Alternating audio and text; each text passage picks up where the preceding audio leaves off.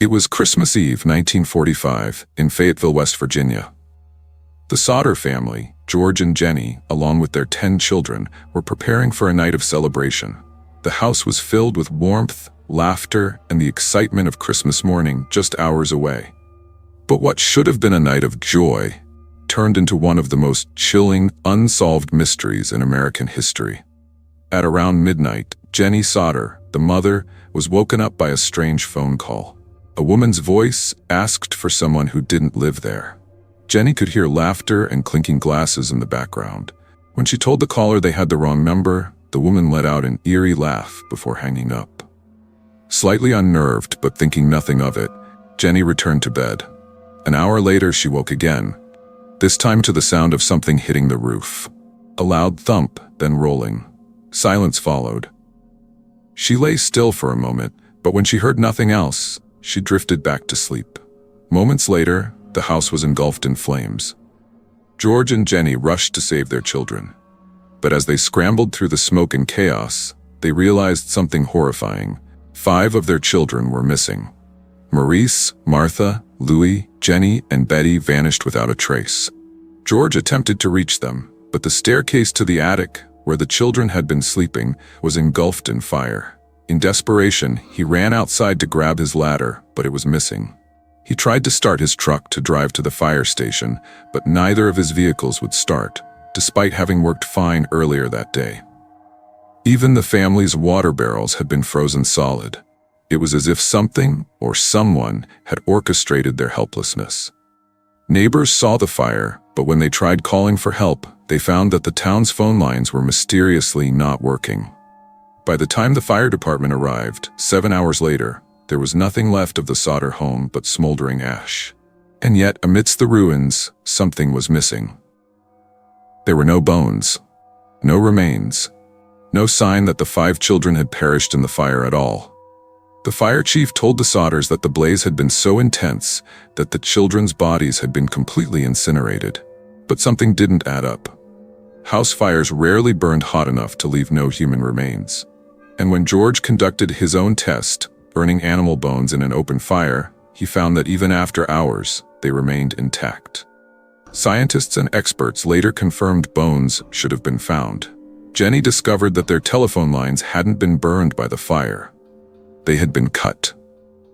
A witness came forward, claiming he had seen a man stealing tools from the Sodder property that night. Another said he saw a group of people watching the fire from a distance, some of whom had been seen with the missing Sodder children in a car. A waitress at a diner reported seeing the children the morning after the fire, accompanied by 2 men in suits. The Sodders were convinced. Their children hadn't died in the fire. They had been taken. Theories spread quickly. Some believed the Sodders had been targeted for George's outspoken political views. He was known to be critical of Mussolini's fascist regime, and some believed the Italian mafia was involved. Others suspected human trafficking. Some whispered of something even more sinister. Desperate, the Sodders spent the rest of their lives searching for answers. They put up billboards offering rewards for information. They followed every lead, no matter how thin. In 1967, over 20 years after the fire, Jenny received an envelope in the mail. Inside was a photograph of a man in his 20s, bearing an eerie resemblance to their missing son, Louis. On the back, a cryptic message was written, "Louis Sodder. I love Brother Frankie, Elil Boys, A90132 or 35. Though they hired private investigators to track down the source of the letter, the trail went cold. It was the last clue they ever received. As the years passed, the Sodders grew old, but they never stopped searching. Jenny wore black for the rest of her life, mourning the children she believed were still out there. George passed away in 1969, never knowing the truth. To this day, the fate of the missing Sodder children remains a mystery. Were they abducted? Did they grow up unaware of their true identity? Or were they silenced forever by those who didn't want the truth to be found? The fire that night may have destroyed the Sodder home, but it left behind a mystery that refuses to burn out. What really happened to the Sodder children? The answers may be out there, buried under decades of silence, fear, and secrets. But one thing remains certain: something or someone didn't want them to be found. and they never were. Los Angeles, a city of dreams, brilliant lights, and dark secrets. This city is rife with mysteries, but one in particular sticks out: the mysterious disappearance of a young woman, Elisa Lam. Elisa, a Canadian college student of 21 years old, went to California on her own in the beginning of 2013. She had big dreams and aspired to be a writer. Little did she know that this adventure would thrust her into the heart of a true horror tale. The notorious Cecil Hotel, which has a troubled past, was Elisa's lodging choice on January 26. Many tragic events, including murders, suicides, and the infamous Night Stalker, Richard Ramirez, had taken place in this building throughout the years. It was a place saturated in tragedy. Elisa kept a blog where she recorded her life's events and reflections. Among the many topics discussed were her enthusiasm, her battles with mental illness, and her love of adventure. But somehow something changed. On January 31, 2013, Elisa was expected to check out of the Cecil Hotel and continue her journey, but she never did. Her family, who had always been in touch with her, got anxious when she stopped answering calls.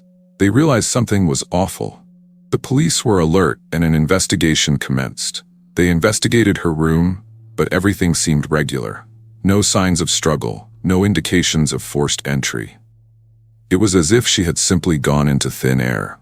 Then, the hotel's security footage leaked, and what it captured was very frightening. In the now infamous elevator video, Elisa Lam is seen behaving oddly. She steps inside, presses various buttons, and waits. The doors stay open. She peers out hesitantly, gazing in both directions, as if she's being followed or chased. Her motions are irregular. She steps in and out of the elevator, her hands moving in weird gestures, as if she's speaking to someone unseen. The doors still won't close, and then she disappears from the frame. That was the last time anyone saw Elisa Lam alive. Days progressed into weeks, and the investigation became dead. Theories began to spread. Was she under the influence of drugs? Was she suffering from a psychotic episode? Or was there something spooky at play? Then, on February 19th, after guests at the hotel complained of low water pressure and foul-smelling tap water, maintenance personnel made a terrible discovery. Inside one of the hotel's rooftop water tanks, drifting lifelessly, was Elisa Lam's body. How did she get there? The rooftop was locked and alerted. The water tank was heavy, with a locked cover. No one could explain how she ended up inside, fully naked, with her garments drifting close. The coroner's findings characterized her death as accidental drowning, with no signs of physical damage. But the unsolved question simply fanned speculation. How could she access the roof without alerting alarms? Why did she behave so weirdly in the elevator? And most unsettling of all, was she alone that night? Theories swamped the internet. Some assume she experienced a mental breakdown owing to her bipolar disorder. Others suspected foul play, alleging someone in the hotel was involved. And then, there were those who hinted of something even more evil. Some think the Cecil Hotel is cursed, a location where dark things roam. Ghost hunters have claimed creepy sounds, bizarre apparitions, and mysterious occurrences within its walls. Could Elisa have been a victim of something supernatural? The hotel itself has a long, frightening history. Built in 1924, it was designed to be a magnificent hideaway, but quickly plunged into darkness.